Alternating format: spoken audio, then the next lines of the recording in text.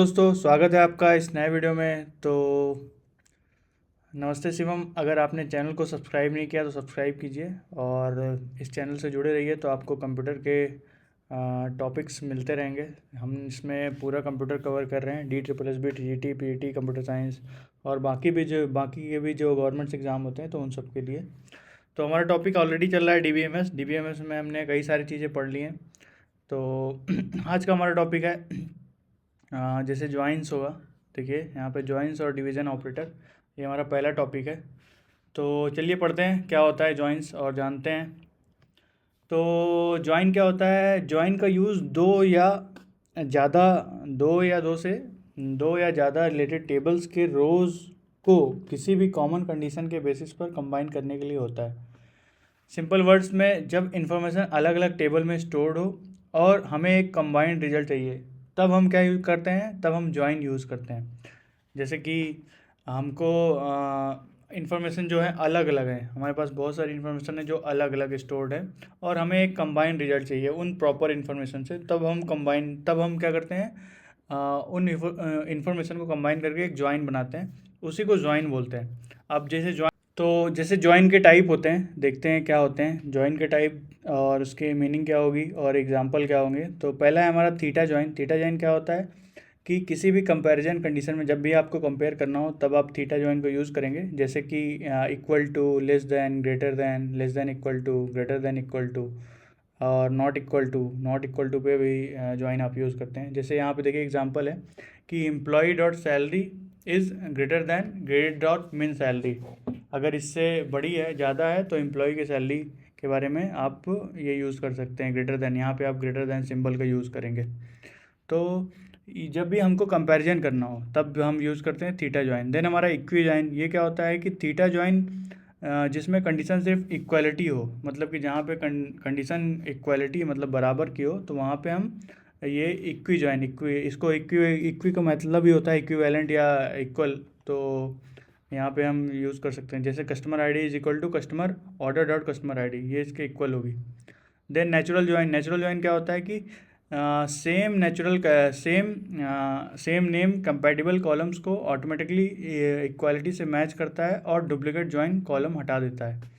अब इसका एग्जांपल ये है कि कस्टमर आईडी दोनों टेबल्स में सेम नाम से हो सकते हैं। कस्टमर आईडी जो दो टेबल हैं उनमें सेम नाम से हो सकते हैं, तब हम वहाँ पर यूज़ करते हैं नेचुरल जॉइन। फिर हमारा आता है इनर जॉइन। अब इनर जॉइन क्या होता है? इनर जॉइन सिर्फ मैचिंग रोज़ रिटर्न करना है। मान लीजिए आपके पास दो रोज़ हैं और दो रोज़ में कुछ वैल्यूज़ हैं, जैसे मान लीजिए 1 2 3 और दूसरी रोज़ में 4 5 6 और 3 है। तो जो मैचिंग होगा वही रिटर्न करेगा इनर जॉइन। जैसे मान लीजिए पहली वाली में क्या है 1 2 3, दूसरी वाली में 4 5 6 और 3 है, तो जो मैचेस क्या है 3 है, तो 3 आपको रिटर्न कर देगा। तो वो होता है इनर जॉइन। सिर्फ उन कस्टमर को दिखाता है जिनके ऑर्डर्स हैं। जैसे ये देखिए इसमें एग्जाम्पल है, ये वही कस्टमर को दिखाता है जिनके ऑर्डर ऑलरेडी हैं। फिर लेफ्ट आउटर जॉइन क्या होता है? लेफ्ट टेबल की सब रोज़, मतलब आपके मान लीजिए एक लेफ्ट टेबल है, लेफ्ट टेबल की सारी रोज़ प्लस राइट की मैचिंग रोज़, मतलब राइट जो कॉलम है उसकी जो मैचिंग रोज़ होगी वो क्या है, नॉन मैच पर नल, मतलब कि जो नहीं मैच कर रही हैं पर नल के हिसाब से। जैसे सब कस्टमर चाहे ऑर्डर हो या ना हो, मतलब अब इसमें लेफ्ट आउटर जोन का मतलब क्या हो गया, इसका देखिए एग्जांपल भी दिया है कि सब कस्टमर चाहे ऑर्डर हो, मतलब जितने भी कस्टमर हैं सबकी लिस्ट देना, ऑर्डर हो या ना हो। तो ये हो गया लेफ्ट आउटर ज्वाइन, लेफ्ट का मतलब आउटर ज्वाइन। फिर राइट आउटर ज्वाइन, ये इसका अपोजिट हो जाएगा, मतलब राइट टेबल की सारी रो प्लस लेफ्ट की मैचिंग रोज।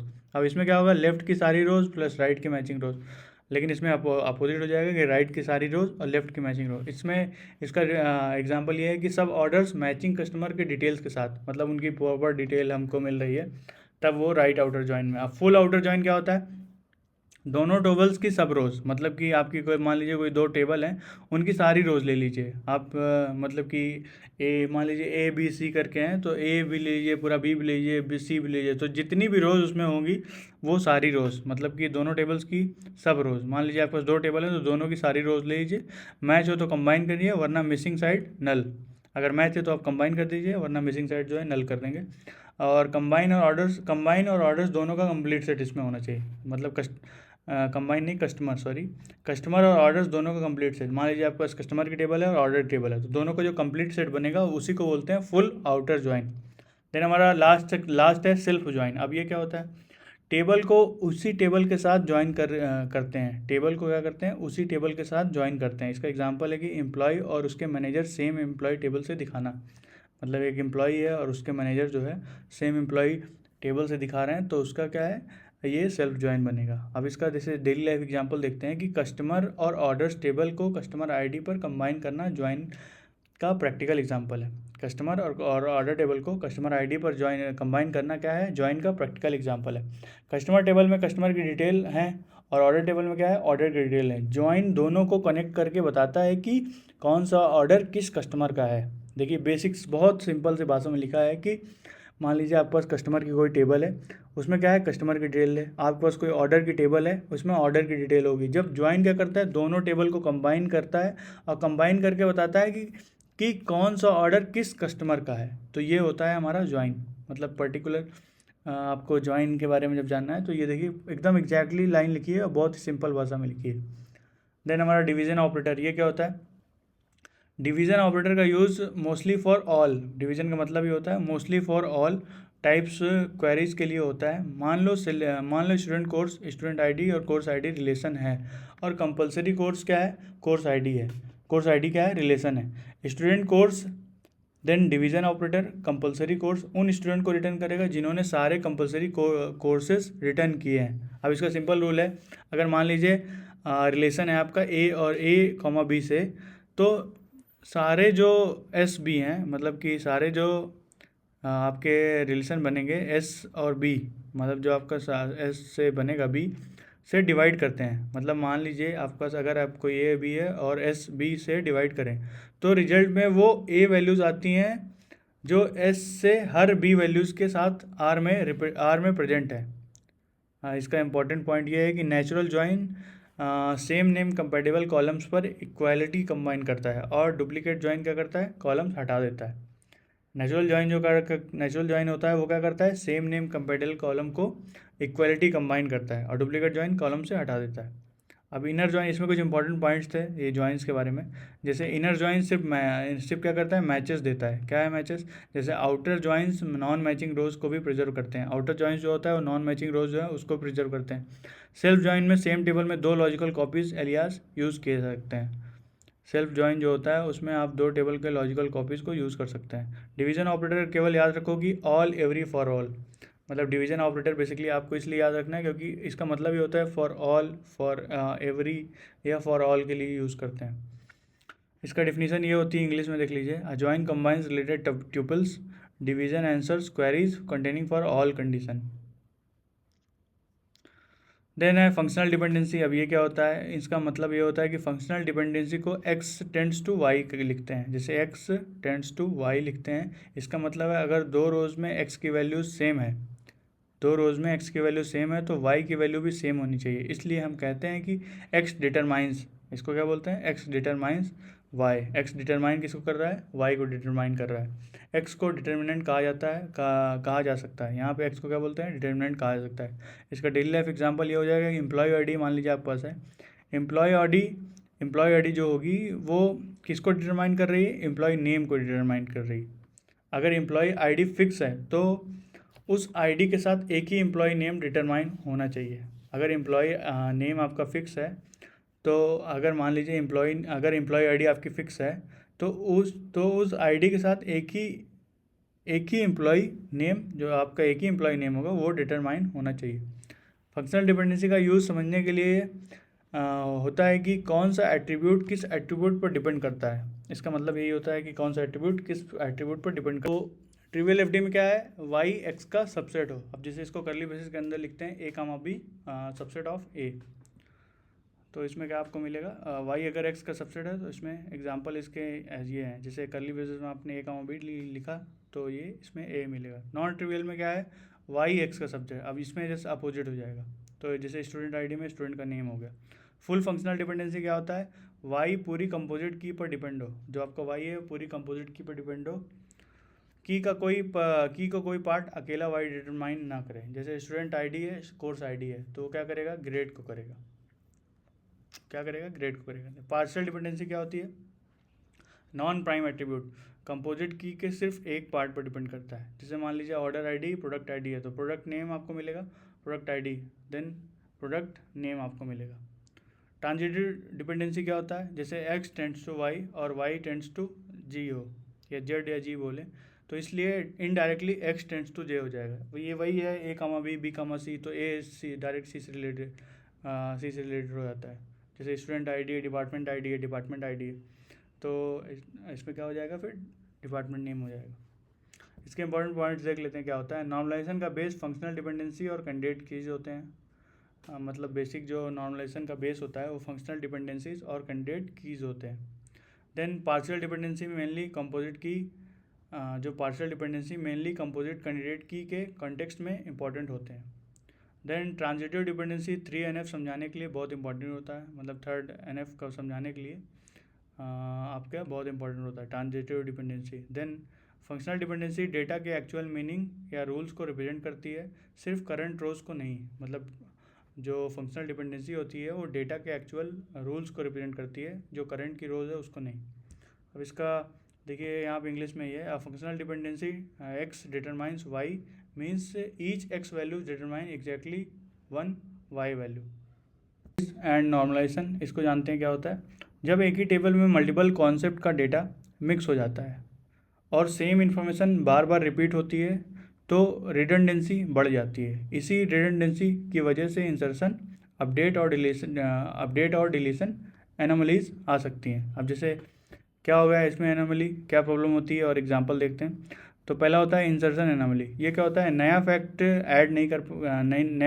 है ऐड नहीं कर पाते बिना अनरिलेटेड डेटा के। अब इसका जैसे एग्जांपल है, कोर्स ऐड करना है पर अभी कोई स्टूडेंट एनरोल्ड ही नहीं है, तो क्या है कि कंबाइंड टेबल में इंसर्ट डिफिकल्ट हो जाता है, तो ये क्या है, इंसर्शन एनोमली है। देन अपडेट एनोमली, ये क्या होता है, सेम इन्फॉर्मेशन मल्टीपल रोज में अपडेट करनी पड़ती हैं, कुछ रोज मिस हुई तो इनकन्सिस्टेंसी आ जाती है। जैसे मान लीजिए टीचर को फ़ोन 20 स्टूडेंट रोज़ में रिपीटेड है, मान लीजिए टीचर का कोई फ़ोन है वो 20 स्टूडेंट रोज़ में रिपीटेड है, तो 19 अपडेट हुए बट एक मिस हो गया, तो क्या है, इससे एनोमली आ गई। देन है डिलीशन एनोमली। ये क्या होता है, एक रिकॉर्ड डिलीट करते वक्त कोई यूज़फुल इंडिपेंडेंट इन्फॉर्मेशन भी डिलीट हो सकती है। जैसे मान लीजिए कोई लास्ट एनरोल स्टूडेंट डिलीट करते ही कोर्स इन्फॉर्मेशन भी कोई चली जाए, तो ये क्या हो जाएगा, एनोमली हो जाएगा। जैसे नॉर्मलाइजेशन का गोल क्या होता है, रिलेशन को लॉजिकली डिकम्पोज करके रिडंडेंसी और एनोमलीज को रिड्यूस करना और डेटा को क्लीन स्ट्रक्चर में ऑर्गेनाइज करना। इसका डेली लाइफ एग्जांपल ये है कि अगर एक टीचर का फ़ोन नंबर 20 स्टूडेंट में मतलब एक टीचर का फ़ोन नंबर 20 स्टूडेंट रोज़ में रिपीट हो रहा है, तो फ़ोन चेंज होने पर एक रो अपडेट नहीं हुई तो इनकंसिस्टेंट डेटा बन जाएगा, ये अपडेट एनोमली है। अब इसको गुड डिकम्पोजिशन के दो कोर टेस्ट होते हैं। पहला होता है लॉसलेस ज्वाइन, इसको बोलते हैं डिकम्पोज टेबल को ज्वाइन करने पर ओरिजिनल इन्फॉर्मेशन एग्जैक्टली वापस मिलनी चाहिए, स्पूरियस रोज़ नहीं आनी चाहिए। अब स्पूरियस का मतलब क्या होता है, इसका मतलब अभी देख लेंगे, आओ सर्च करते हैं स्पूरियस क्या होता है। जो नहीं आता एक्चुअली ये थोड़ी नहीं है कि नहीं आता है, उसको सर्च कर सकते हैं स्पूरियस का मतलब क्या है। क्या होता है फॉल्स, स्पूरियस मतलब गलत, false although seeming to be genuine, बनावटी। तो यहाँ पे क्या मतलब है, ये ऐसा रोज़ आनी नहीं चाहिए, ये गलत मतलब गलत रोज़ नहीं आनी चाहिए। देन डिपेंडेंसी प्रिजर्वेशन, ये क्या होता है, इंपॉर्टेंट फंक्शनल डिपेंडेंसी को अलग अलग टेबल्स पर इन्फोर्स करना पॉसिबल होना चाहिए बिना अननेसेसरी ज्वाइन से। देन इसका नॉर्मलाइजेशन क्या होता है, normalization organize relation to reduce redundancy and avoid update anomalies. Then ये फर्स्ट नॉर्मल फॉर्म होता है, इसको बोलते हैं 1NF, and second normal form होता है, इसको बोलते हैं सेकंड NF। तो फर्स्ट NF में क्या होता है, टेबल का हर सेल एटॉमिक होना चाहिए, टेबल का हर सेल एटॉमिक होना चाहिए, मतलब एक सेल में एक ही इंडिविजुअल वैल्यू, रिपीटिंग ग्रुप्स या मल्टीपल वैल्यूज़ एक ही फील्ड में नहीं होनी चाहिए। जैसे 1NF का एग्जांपल है, अगर स्टूडेंट टेबल के फ़ोन कॉलम में 9876 9123 के दो नंबर्स एक ही सेल में हैं तो 1NF वायलेट होता है। कैसे 1NF वायलेट होता है, बेटर डिज़ाइन क्या होगा, फ़ोन नंबर्स को सेपरेट रोज़ टेबल में स्टोर करना चाहिए, फ़ोन नंबर जो होता है उसको सेपरेट रोज़ या टेबल में स्टोर करना चाहिए। 1NF के इंपॉर्टेंट पॉइंट्स ये हैं कि each cell should contain a single atomic value, जो आपकी सभी सेल हैं वो एक सिंगल एटॉमिक वैल्यू कंटेन करनी चाहिए। रिपीटिंग ग्रुप्स या मल्टी वैल्यूड फील्ड्स को रिमूव करो। 1NF का मतलब ये होता है फर्स्ट नॉर्मल फॉर्म, सिर्फ ऑटोमेसिटी फिक्स करता है। ये क्या करता है? 1NF ऑटोमेसिटी फिक्स करता है, रिडंडेंसी ऑटोमेटिकली एलिमिनेट हो जाती है। सेकंड NF में रिलेशन पहले 1NF में होना चाहिए, उसके बाद हर नॉन प्राइम एट्रीब्यूट को पूरी कैंडिडेट की पर फुल्ली डिपेंड होना चाहिए। कंपोजिट कैंडिडेट की के किसी एक पार्ट पर डिपेंडेंसी नहीं होनी चाहिए। सेकंड NF का डेली लाइफ एग्जांपल है, जैसे मान लीजिए ऑर्डर डिटेल है तो उसके अंदर क्या होगा? Order ID, product name, quantity. Composite key में क्या होता है? Composite key equal to order ID, product ID. अगर प्रोडक्ट नेम सिर्फ प्रोडक्ट आईडी पर डिपेंड करता है तो ये पार्शियल डिपेंडेंसी है और 2NF वायलेट होता है। इसलिए product ID, product name separate table बना सकते हैं। ठीक है, इसका इंपॉर्टेंट पॉइंट देख लेते हैं क्या है। 2NF is equal to 1NF plus no partial dependency of non prime attribute on a candidate key. इसका मतलब ये होता है, ये आप इसको याद भी कर सकते हैं, 2NF is equal to 1NF plus no partial dependency. Then 2NF issue mostly composite candidate key के साथ आता है, कंपोजिट या कैंडिडेट की के साथ आता है। अगर कैंडिडेट की सिंगल एट्रीब्यूट की है तो पार्शियल डिपेंडेंसी पॉसिबल होती है। ठीक है, अब इसकी डिफिनीशन ये होती है कि 2NF remove partial dependency of non prime attribute on a candidate की। हम लोग पढ़ रहे थे थर्ड नॉर्मल NF, 3NF और BCNF के बारे में, तो चलिए जानते हैं क्या होता है। तो 3NF रिलेशन 2NF में होना चाहिए और नॉन प्रिमिटिव एट्रीब्यूट्स की ट्रांजिटिव डिपेंडेंसी की पर नहीं होनी चाहिए। इजी वर्ड्स में, नॉन की एट्रीब्यूट को किसी और नॉन की एट्रीब्यूट के थ्रू की पर डिपेंड नहीं होना चाहिए। इसका डेली लाइफ एग्जांपल ये है कि स्टूडेंट आईडी मान लीजिए है, उसमें स्टूडेंट आईडी में डिपार्टमेंट आईडी होती है, देन डिपार्टमेंट आईडी में डिपार्टमेंट नेम है। इसलिए student ID indirectly department name को डिटरमाइन करता है। जैसे डिपार्टमेंट नेम है, डिपार्टमेंट आईडी पर डिपेंड करता है। ये ट्रांजिटिव डिपेंडेंसी है। स्टूडेंट और डिपार्टमेंट को सेपरेट टेबल्स में स्प्लिट करने से 3NF अचीव हो सकता है। मतलब दोनों को स्प्लिट कर दीजिए तो उससे 3NF अचीव हो सकता है। देन हमारा फॉर्मल 3NF रूल क्या होता है कि हर non trivial functional dependency x determines to a के लिए होता है और x सुपर की हो या a प्राइम एट्रीब्यूट हो। एग्जाम में सिंपल ट्रांजिटिव डिपेंडेंसी एक्सप्लेनेशन ज़्यादा कॉमनली यूज़ होती है। जैसे BCNF क्या होता है? BCNF को बोलते हैं कि बॉयज़ कोड नॉर्मल फॉर्म। अब हर नॉन ट्रिवियल फंक्शनल डिपेंडेंसी में x डिटरमाइंस टू y में x को सुपर की होना चाहिए, और इसलिए BCNF 3NF से थोड़ा स्ट्रिक्टर है। क्या है? स्ट्रिक्टर मतलब थोड़ा ज़्यादा स्ट्रिक्ट है। BCNF को इजी रूल से याद रखो, every determinant must be a super की। इसको ये एक इजी रूल है, इससे आप याद कर सकते हैं। एवरी डिटर्मिनेंट, जो भी डिटर्मिनेंट होते हैं, मस्ट बी ए सुपर की, एक सुपर की होनी चाहिए। मतलब जो भी लेफ्ट साइड किसी वैल्यू को डिटरमाइन कर रही है वो सुपर की होनी चाहिए। मतलब जो भी लेफ्ट साइड के आपकी कोई वैल्यू है उसको डिटरमाइन कर रही है तो सुपर की होनी चाहिए। इसके इंपॉर्टेंट पॉइंट्स जान लेते हैं क्या होता है। Every BCNF relation is in 3NF। मतलब सभी BCNF का रिलेशन क्या होता है? Is inside the 3NF। Then every 3NF relation necessarily BCNF में नहीं होती है। 3NF कुछ केसेस में डिपेंडेंसी प्रिजर्वेशन के लिए क्या करती है? नॉन सुपर की डिटर्मिनेंट अलाउ कर सकती है। जब RHS प्राइम एट्रीब्यूट हो तो BCNF रिलैक्सेशन नहीं देता है। एग्जाम शॉर्टकट होगा कि 3NF रिमूव्स ट्रांजिटिव डिपेंडेंसी। ये आप याद कर सकते हैं ये लाइन कि एग्जाम के लिए 3NF removes transitive dependency. BCNF checks every determinant as a super key. BCNF check करता है कि every determinant is a super key. अब इसका डिफिनेशन ये है कि BCNF requires every determinant of a non trivial functional dependency to be a super key. 6 point हमारा 4NF, 5NF और गुड डिकम्पोजिशन। ये क्या होता है? तो 4NF को बोलते हैं फोर्थ नॉर्मल फॉर्म। अब 4NF में क्या होगा? Non trivial multi value dependency को हैंडल करता है। मतलब कोई भी नॉन ट्रिवियल हो, मल्टी वैल्यू डिपेंडेंसी इसमें हो, उसको हैंडल करता है। जब एक एंटिटी को डिपेंडेंट मल्टी वैल्यूज फैक्ट्स एक ही टेबल में स्टोर होते हैं और कॉम्बिनेशन अननेसेसरली रिपीट हो रहे हो तो अब डीकम्पोजिशन यूजफुल होता है। अब जैसे एग्जांपल देखेंगे तो समझेंगे हम। टीचर के इंडिपेंडेंट सब्जेक्ट्स और हॉबीज़ हैं। टीचर के इंडिपेंडेंट सब्जेक्ट्स और हॉबीज़ हैं। अगर टीचर सब्जेक्ट हॉबी टेबल बनाया तो हर सब्जेक्ट हर हॉबी के साथ रिपीट होगा। बेटर टीचर सब्जेक्ट और टीचर हॉबी सेपरेट टेबल्स आप बना सकते हैं। जैसे 5NF क्या होता है, इसको बोलते हैं फिफ्थ नॉर्मल फॉर्म। अब जैसे इसको बोलते हैं प्रोजेक्ट जॉइंट नॉर्मल फॉर्म, इसको और भी मतलब दूसरा नाम यह है कि project joint normal form. 5NF joint dependency को हैंडल करता है।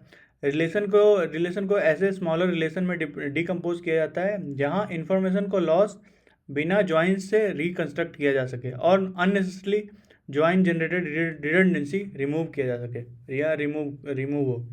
जैसे इसको इजी वर्ड में समझते हैं 5NF को। जब रिडंडेंसी का कॉज एक सिंपल फंक्शनल डिपेंडेंसी या मल्टी वैल्यू डिपेंडेंसी नहीं है बल्कि कॉम्प्लेक्स मल्टीटेबल ज्वाइंट रिलेशनशिप हो, तब 5NF रिलेवेंट हो सकता है। इसके जैसे डिज़ाइन टेस्ट ये हैं कि लॉसलेस ज्वाइन, जैसे कि इसमें क्या होता है, डीकम्पोजिशन के बाद ओरिजिनल रिलेशन को एक्यूरेटली रिकंस्ट्रक्ट कर सकता है या कर सको। जैसे ये लाइन आप याद कर सकते हैं एग्जाम के लिए, आपके लिए इंपॉर्टेंट है। देन डिपेंडेंसी प्रिजर्वेशन, ये क्या होता है, इम्पॉर्टेंट कंस्ट्रेंट को एफिशिएंटली इन्फोर्स कर सको। मिनिमल रिडंडेंसी क्या होता है, रिपीटेड डेटा को पॉसिबल कंटेंट तक रिड्यूस करो। देन क्लियर कीज क्या है, हर रिलेशन में की स्ट्रक्चर क्लियर और मीनिंगफुल हो। अब एग्जाम के पॉइंट से ये कुछ इंपॉर्टेंट है, जैसे मोस्ट प्रैक्टिकल और एग्जाम क्वेश्चन में आते हैं 1NF 2NF 3NF और BCNF पर फोकस करते हैं। 4NF और 5NF को higher normal form booster concept की तरह प्रिपेयर करो। जैसे ये बताता है कि एग्ज़ाम में आप क्या क्या चीज़ें प्रिपेयर कर सकते हैं। ये AI से जनरेटर है पूरा, मैंने AI को पूरा कॉन्टेक्स्ट दिया था तो वही जनरेट किया है आपके गवर्नमेंट एग्जाम के लिए। तो नॉर्मलाइजेशन का सीक्वेंस ये याद रखो हमेशा कि नॉर्मलाइजेशन का सीक्वेंस भी पूछ सकता है कि फर्स्ट के पहले क्या होता है, first NF, then second, then third, then BCNF, then fourth, then fifth NF, ये होता है सीक्वेंस। मतलब ये कभी थर्ड के बाद आप 4 ना कर दीजिएगा, ये सीक्वेंस जो होता है 1 2 3, देन BCNF होता है, देन फोर्थ और फिफ्थ होता है। जैसे हायर नॉर्मल फॉर्म्स, इसकी डिफिनेशन ये है कि higher normal forms handle multi valued and joint dependency beyond BCNF। इसका अब लास्ट है हमारा 7 नंबर, 1 पेज रिवीजन में देख लेते हैं। ज्वाइन क्या होता है, ज्वाइन का मतलब ये होता है रिलेटेड ट्यूबल्स को कंबाइन करता है। ज्वाइन का मतलब क्या है, दो रिलेटेड ट्यूबल्स या दो से ज़्यादा आपस में ज्वाइन करना या कंबाइन करना। देन हमारा नेचुरल ज्वाइन क्या होता है, सेम नेम कंपैटिबल कॉलम्स पर equality plus duplicate join column remove करना, ये नेचुरल ज्वाइन होता है। आउटर ज्वाइन क्या करता है, मैचिंग के साथ नॉन मैचिंग रोज भी प्रिजर्व करता है। डिवीजन क्या होता है, for all condition satisfy query. Division के लिए हमने क्या लिखते हैं, all condition satisfies query. X tends to y, या तो इसको एक्स डिटरमाइंस वाई बोलते हैं, टेंड्स नहीं बोलेंगे, एक्स डिटरमाइंस वाई। देन हमारा है पार्शियल डिपेंडेंसी। अब ये क्या होता है चलिए जानते हैं। तो पार्शियल डिपेंडेंसी क्या होता है, कंपोजिट की के पार्ट पर डिपेंडेंसी, कंपोजिट की के पार्ट पर डिपेंडेंसी। इसमें क्या है 2NF इशू आता है, ये पार्शियल डिपेंडेंसी है। देन हमारा ट्रांजिटिव डिपेंडेंसी, ये क्या होता है, जैसे की नॉन की अनदर नॉन की, इसमें 3NF इशूज आते हैं। 1NF में क्या है, एटॉमिक वैल्यूज होती हैं। 2NF में क्या होता है, नो पार्शियल डिपेंडेंसी। 3NF में क्या होता है, no problematic transitive dependency. BCNF में क्या होता है, every determinant is a super key. ये इंपॉर्टेंट लाइन है, इसको याद रखिएगा। BCNF में क्या होता है, every determinant is a super की। 4NF में क्या होता है, it handles multi value dependency. 5NF में क्या होता है, इट हैंडल्स ज्वाइन डिपेंडेंसी। और गुड डीकम्पोजिशन में क्या होता है, lossless join plus lossless join plus dependency preservation preferred. अब फाइनल आपकी मेमोरी लाइन है एग्जाम के हिसाब से कि सिलेक्शन या प्रोजेक्शन से डेटा ऑपरेट होता है। आपका जो भी सिलेक्शन होता है या प्रोजेक्शन होता है उससे डेटा ऑपरेट होता है। ज्वाइन रिलेटेड टेबल्स को कंबाइन करता है। ज्वाइन क्या करता है, रिलेटेड टेबल्स को कंबाइन करता है। फंक्शनल डिपेंडेंसी रिलेशन के रूल्स बताती है। फंक्शनल डिपेंडेंसी क्या करती है, रिलेशन के रूल्स बताती है। और नॉर्मलाइजेशन रिडंडेंसी क्या करती है, नॉर्मलाइजेशन रिडंडेंसी प्लस एनोमलीज को कंट्रोल करता है। और नॉर्मलाइजेशन रिडंडेंसी जो होता है प्लस एनोमलीज को कंट्रोल करता है। तो ये हमारी रिवीजन लाइन थी। और हमारा DBMS का वॉल्यूम 1 आई थिंक ख़त्म हो गया। इसमें हमने बहुत सारी चीज़ें पढ़ी, फंडामेंटल्स पढ़ा, आर्किटेक्चर पढ़ा, ER मॉडल पढ़ा, नॉर्मलाइजेशन पढ़ा, इसमें बेसिक्स भी पढ़े हमने, आर्किटेक्चर और स्कीमा भी पढ़ा था, एब्स्ट्रैक्शन भी पढ़ा था स्टार्टिंग में, ER मॉडल भी मैंने बताया है, इसका वीडियो है, आप लोग जाके देखिए। और कीज, अलजेब्रा, ये सब नॉर्मलाइजेशन सारी चीज़ें हमने पढ़ ली है। और ये देखिए AI जनरेटेड था। तो हमारे DBMS के मास्टर वॉल्यूम 1 के सारे टॉपिक्स कंप्लीट होते हैं यहाँ पे। वॉल्यूम 2 अब आएगा, तो ये आएगा धीरे धीरे आएगा, और इस पर नेक्स्ट वीडियो जल्दी आएगा। सो कीप वॉचिंग, सब्सक्राइब और लर्न करिए, आप सीखते रहिए। जो भी गलती है आप कमेंट करिए, बताइए, उसको इम्प्रूव किया जाएगा। या आपके आपके कुछ सजेशंस हैं तो आप लोग बता सकते हैं क्या क्या सजेशन है। So keep watching, keep learning. Thank you for watching. Have a nice day.